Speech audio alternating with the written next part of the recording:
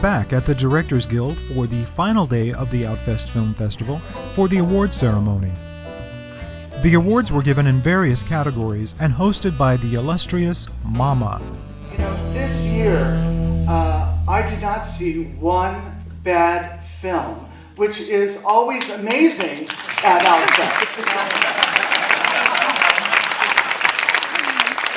You know, it's sort of like a drag queen. Just because you put on makeup and a wig doesn't make you talented or pretty. And just because you make a film doesn't mean that it's good. And among the winners was Mitsuyo Miyazaki for her short film, Suyako. My film was inspired by my grandmother's life story and also kind of based on her story, who maybe was closeted lesbian. And I made this film to give her the moment of freedom that she couldn't have. And hopefully she sees it, so I'm sure she was here too.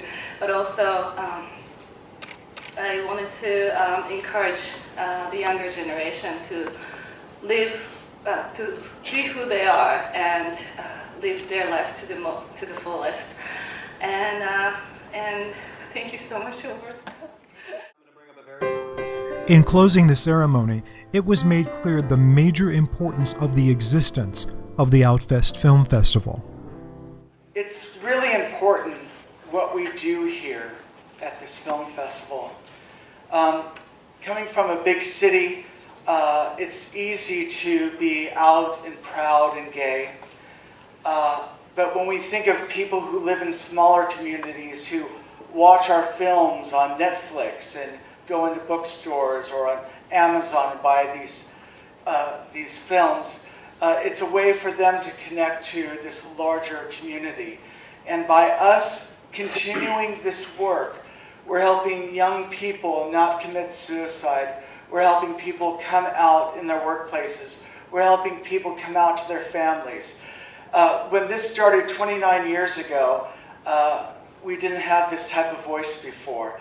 And by consistently being this way, we have shows like Glee or Will and Grace on the television. And we should be very proud of what we do.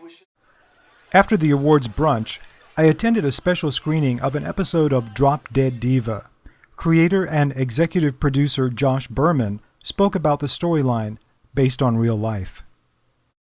I was at the GLAAD Awards last year, and Wanda Sykes got up and started talking about the true life story of Constance McMillan, a teenager in Mississippi who was denied access to her prom because she was a lesbian.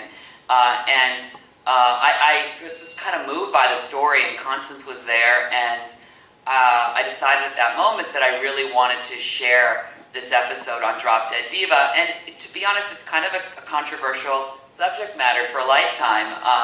In fact, first season I wanted to do a story with a small story with a gay character in it, and we weren't allowed to at the time. And it's just amazing to me how far cable networks have come in just 3 years. When we pitched this storyline to Lifetime, they not only did they say yes, but they embraced it, and they've sent out screeners to the press, and it's kind of amazing for me and Jamie to watch this transformation in just 2 years and what is now okay in the boundaries that we are allowed to push on a traditional cable network. What's important to us is to cast this with members of the gay and lesbian community, not necessarily playing gay or lesbian characters, but just put them in the episode so that young people today can see their role models in an episode of television, gay, straight. It really didn't matter for us, but it was important for Jamie and me when we were writing and directing the episode that there were the familiar faces out there.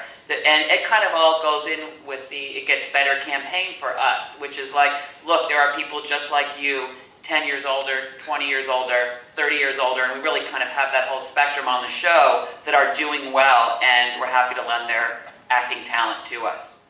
From Outfest 2011, this is Skip Bolden.